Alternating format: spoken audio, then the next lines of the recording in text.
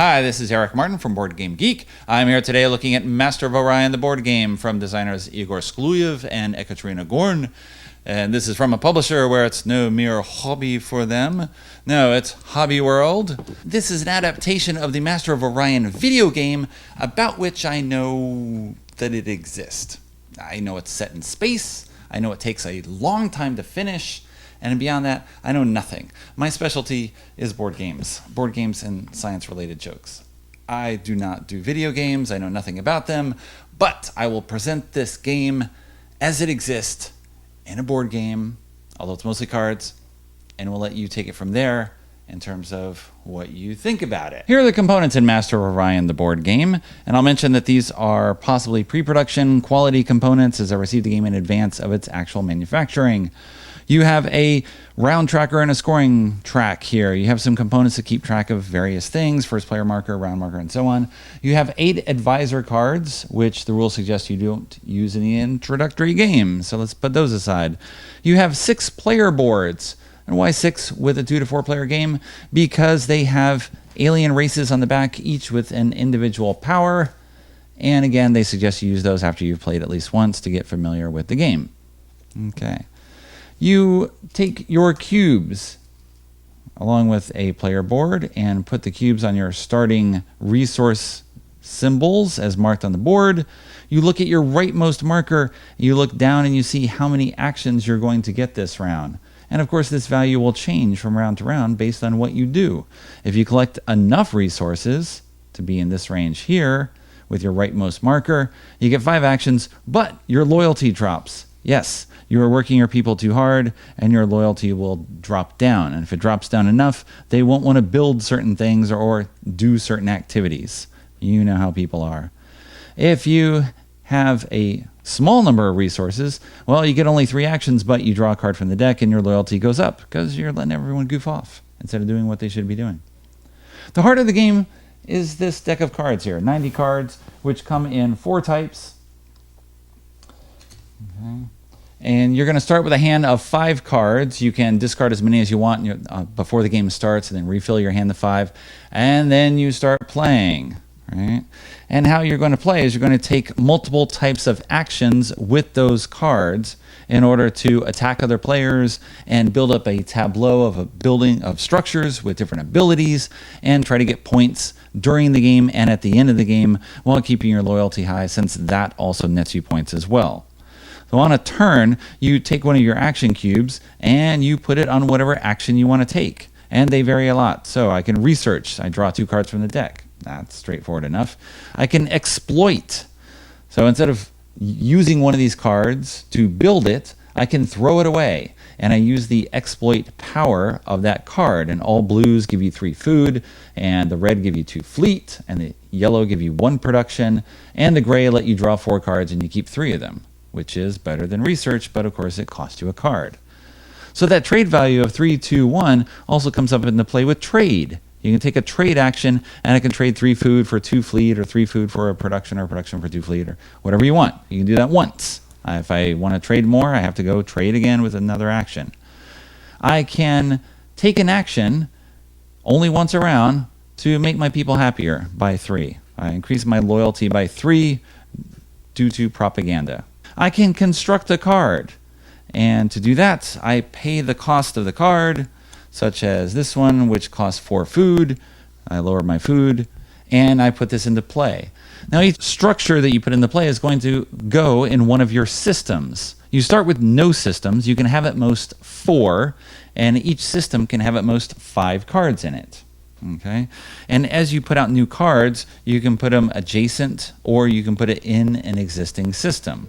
Why you would want to do one over the other? Well, it depends on what you're trying to do. So if I build this high orbit sensor with another construction action, assuming I now have 6 actions this round, I spend 1 food, 1 fleet, 1 production. I put this in play, and I may activate any of my working cards with an open A space for action. Okay, so I put this here. I can now spend the fleet, and I take the top card of the discard pile and add it to my hand. Okay.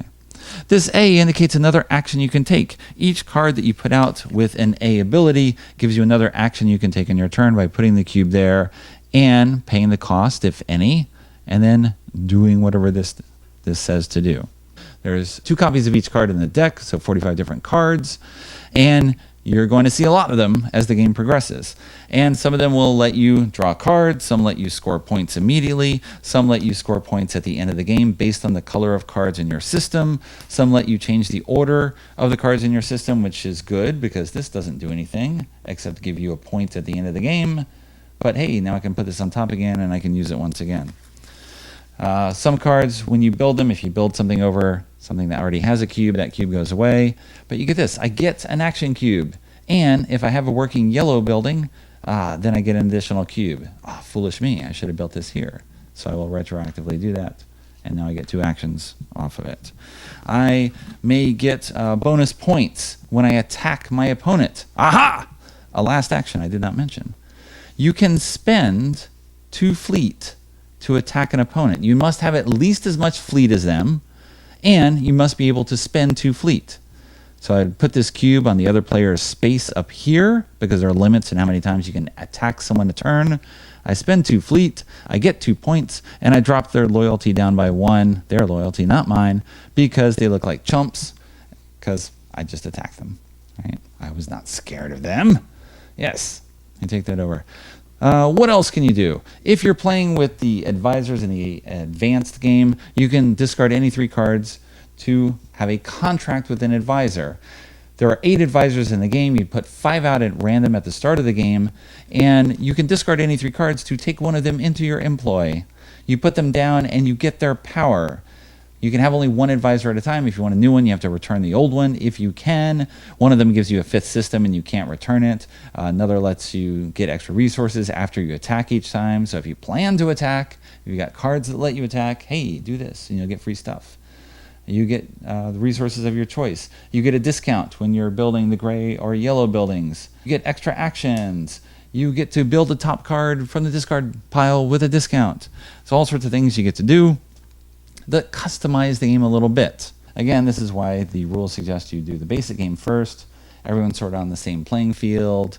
You're all working things out together. You have no clue what the cards are doing initially. And after that first game, though, you can jump right into it.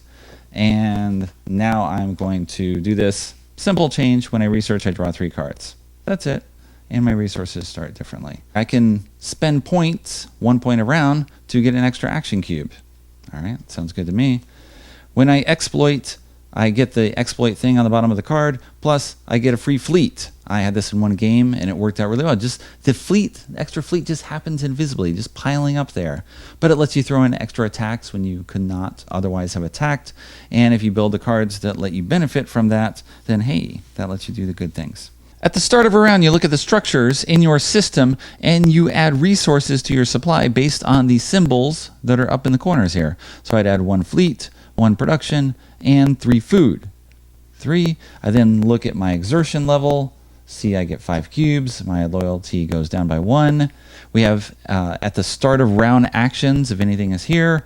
And then we carry on with the rest of the round, taking actions as I described. At the end of the round, you check a hand limit. Remove your action cubes, and pass the first player marker and see if the game ends. The game ends at the end of 8 rounds, or if someone's loyalty is 0 or lower, right? Because they look like fools to everyone that they're trying to control, or if someone has 5 cards in each of their systems, then the game ends.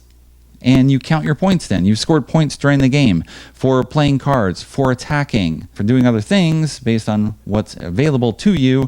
You get points equal to your loyalty, which is positive or negative, and you get points for the cards that you have built. Many of them are worth 0, some are worth 1, some are worth variable powers, depending on what else you build. So this one gives me 1 point for every yellow in my system. Should have planned a little better. I only got 1. You count that scores. Whoever has the most points wins. And there's an overview of Master of Orion, the board game, which I played 3 times now on a press copy from Hobby World, all with 2 players. As you can tell from the description, this is a tableau building game. You are using the cards in the deck to build something on the table that is yours, and you are going to gain resources from it, use the powers that are there, shoot for in-game bonuses based on what you've built. You're going to attack people during the game. You're going to dig for cards out of the deck. You're going to trade resources back and forth, get cards, build this and that. End of the game. Do you have the most points? The point range has been like 69 was the winner in one game and 35 in another game. They vary a lot depending on what cards come out and how long the game lasts. You can shoot for a quick ending through building or by punching someone enough that their loyalty drops. You can even tank your own loyalty. And if you're far enough ahead, then you can win that way, as I did in one game. I knew I was ahead and count the points here, just punch down my loyalty and end it. And do that through one of the cards in the deck, in addition to being attacked by the other player.